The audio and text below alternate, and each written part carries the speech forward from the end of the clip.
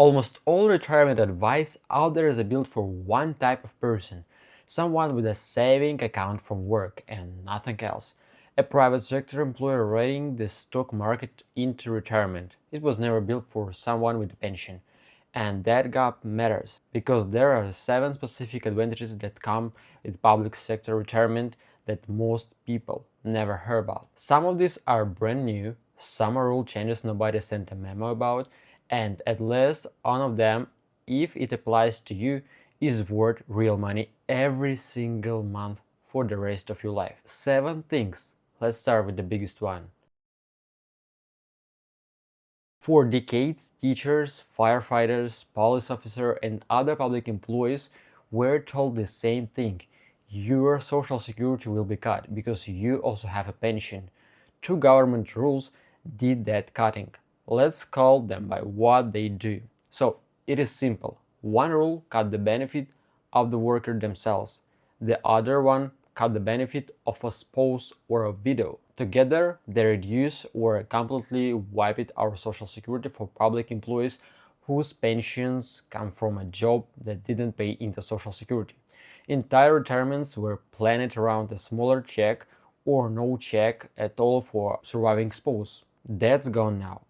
A law called the Social Security Fairness Act was signed in January 2025 and did cancel both of these rules completely.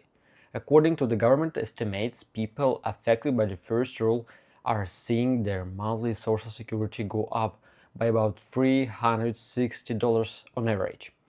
For spouses affected by the second rule, the average increase is about $700 a month, and for widows and for widowers who had lost their benefit entirely under the old rules, the average increase is around $1,190 a month. Some people are seeing over $1,000 more every single month for life. This depends on your own work history, and every pension is different. But if this is the first time you're hearing about it, it is worth checking whether it applies to you or to your spouse. There's a famous retirement guideline. Take out per person of your saving each year, and each should last 30 years. That rule was built for someone whose savings account is their only paycheck. It is generic advice for the average person, and if your pension is already covering a chunk of your monthly expenses, wasn't built for you. For a pension holder, your savings usually aren't holding up your whole retirement. They're for the extras, travel, helping the kids, the things you actually want to do. That changes the question completely. It is no longer how much can you take out to survive. It is how much can I actually spend to enjoy this. These are 2 completely different plans, and it is worth doing the math for your own numbers instead of just borrowing a general rule. Every couple should hear this one together. When you retire with a pension, there's usually one decision made one single time that can be changed later. It decides whether your spouse keeps any of that pension money after you're gone. It is often called the survivor choice. You usually pick between a bigger monthly check that pays only for your own lifetime or a smaller check that continues for your spouse's lifetime too. Here's how that plays out in real life. A retired picks the bigger check because it looks better on paper every month for years. Then he passes away, and that pension check simply stops. No transition, no partial payment, gone completely. That's the sharpest version of what people call the widow's penalty. And it's a conversation worth having with your spouse before the choice made, not after. Public employees often have access to a special retirement savings account made just for government workers, different from the ones used in the private sector. The special thing about it, you can take money out of it penalty free at any age once you leave your job, not 59 and a half like most other retirement accounts, any age at all. Once you leave your employer, whether that's 50, 55, or 60, the usual 10% early withdrawal penalty simply doesn't apply to this account. You will still owe regular income tax on what you take out, but the extra penalty that traps people in other account under 59 and a half doesn't exist here. For anyone who's been careful saver and has thought about retiring at 55 or 57, this is real flexibility sitting in an account that may not have been thought of that way. It is one of the most underused advantages public employees have. For a lot of pensions holders, the biggest retirement risk isn't running out of money.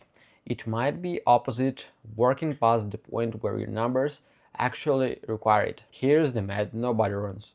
Research based on Medicare Health Survives found that at 65, somewhat no physical limits has what's called an activity life expectancy of about 14 years. That's not 14 years of simply being alive. It is 14 years of being able to actually do the things retirement is supposed to be for. Travel, hike, get down on the floor and play with the grandkids without needing a minute to get back up. Every extra year worked past the point where your pension and social security already cover the bills doesn't add to that number. It subtracts from it, and here's what makes the difference if you have a pension. Someone whose whole retirement depends on a saving account, writing out whatever the stock market is doing as a real financial reason to keep working longer. If your numbers already work with the pension in place, that same reason may not exist for you.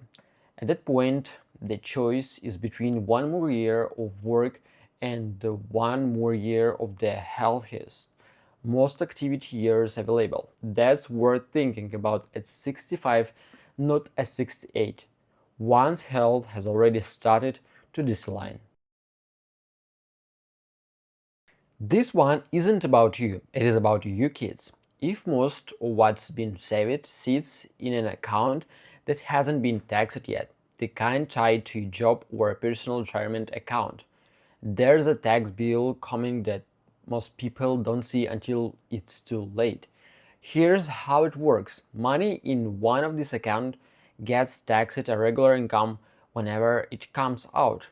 Pass that account to your kids, and current law generally requires them to empty it within 10 years. Every dollar they take out gets taxed at their rate, often during their highest earning years. Let's put a number on it. $400,000 left to a daughter in one of these accounts isn't $400,000 to her, it is $400,000 of taxable income taken on top of your own paycheck, spread out over 10 years. That's what it means to have the entire inheritance sitting in one basket that hasn't been taxed yet.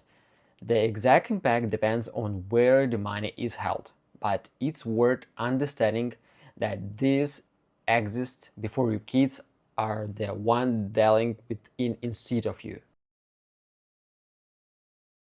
The last one isn't about rule, it is about a habit.